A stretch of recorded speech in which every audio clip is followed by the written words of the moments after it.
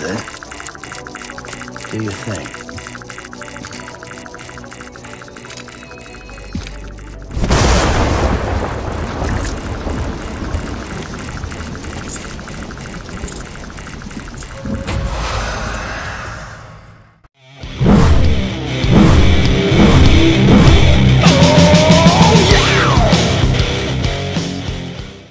So I played through Death Stranding when it originally came out a couple of years ago, and I reviewed it on my channel. I'll tag that on here somewhere, I suppose.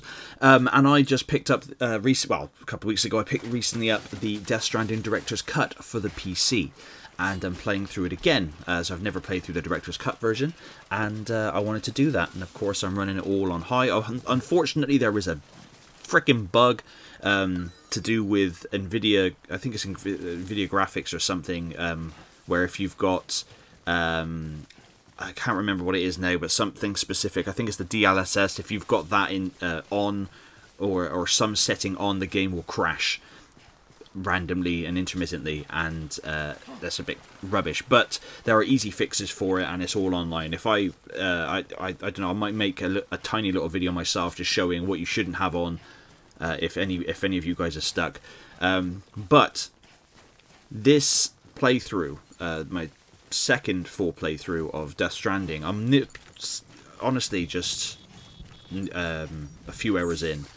It's just reminded me of how amazing the game is. Now, of course, when it first came out, it was being called a FedEx or a UPS simulator, where you're literally just a delivery boy, and you are a porter. You're Sam Porter Bridges, played brilliantly by Norman Reedus. The cast in this game is phenomenal. The graphics are phenomenal. The gameplay is phenomenal.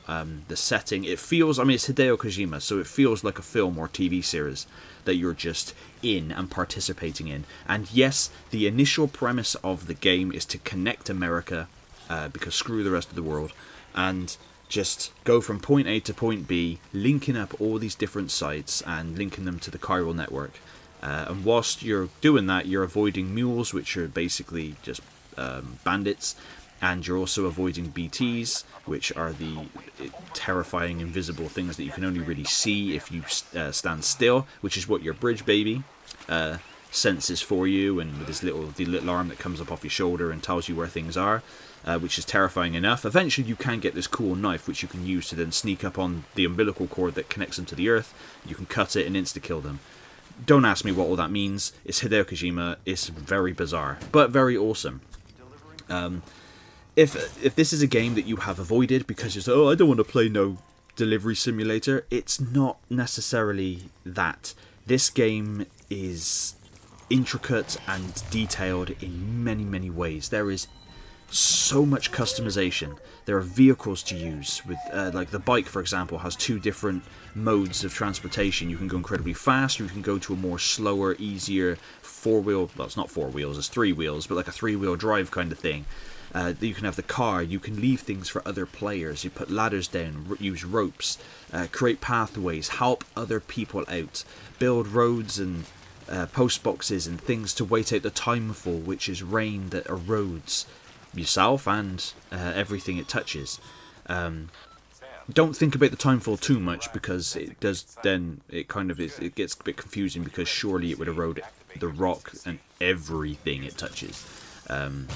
Or maybe playing later on in the game is only like, no, that doesn't make sense, because if it was only living things anyway, then metal wouldn't be affected, because metal's not living. I don't know. Just don't think about it too much, because you'll just rack your brain. Just think of it as acid rain, effectively.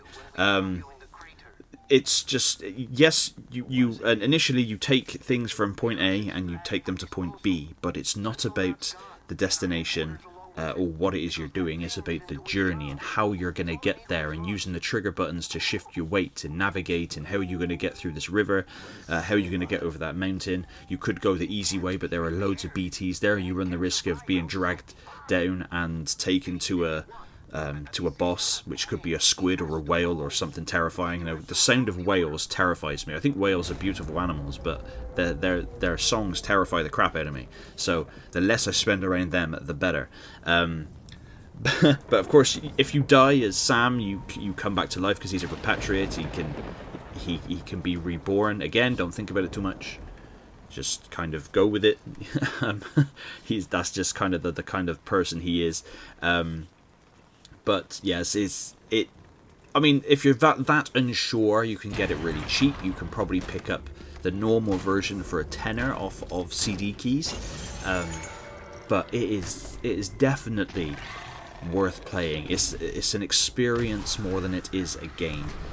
There's amazing gameplay in there, just because it's not Call of Duty or Battlefield in-your-face explosions, and there is weapons and guns that you can use to fire live ammunition or your own blood, and you can chuck grenades of pee and poo if you so wish to. Knock yourself out.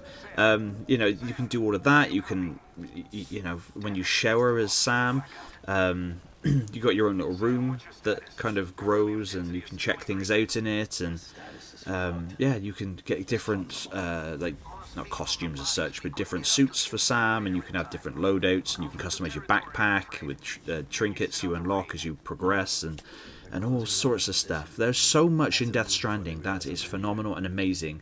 It's just so unfortunate that a lot of people didn't give it a whirl. I don't think it's going to get a sequel. I think it's pretty much standalone. From what I remember from completing it, it's pretty much it's got a beginning, a middle, and an end, and it's a standalone thing, which is great, fantastic. And if it's just this game, then in my opinion, it's a near perfect game. It's fantastic. And Hideo Kojima's next game, I can't wait for, because the dude has such an imagination. Of course, if Konami hadn't have been such dicks, then he might have actually got to finish his vision for Metal Gear Solid 5. I already think Metal Gear Solid 5 is one of the best games ever made. Of course, it leaves you a bit hanging for the ending, but I still think it's one of the best games ever made. But Death Stranding is... well, Death Stranding is Death Stranding. There is no other game like it. And it's so worth playing, and just getting through it. There are some amazing action sequences where you effectively go... I'm not going to describe it too much, because I don't want to confuse anyone, but you effectively end up in like World War I trenches, or in Vietnam, the jungles of Vietnam, and that kind of stuff, where you can stealth take down people, or just go all guns blazing and start shooting the shit out of everything. However you want to play it. But it is a very, very, very good game. But thank you very much for listening to me ramble on about it. Let me know in the comments if you've ever checked it out, or if it's a game that's on your list and you've just not got round to it yet. And as always, thank you for watching, and I'll catch you on the next one.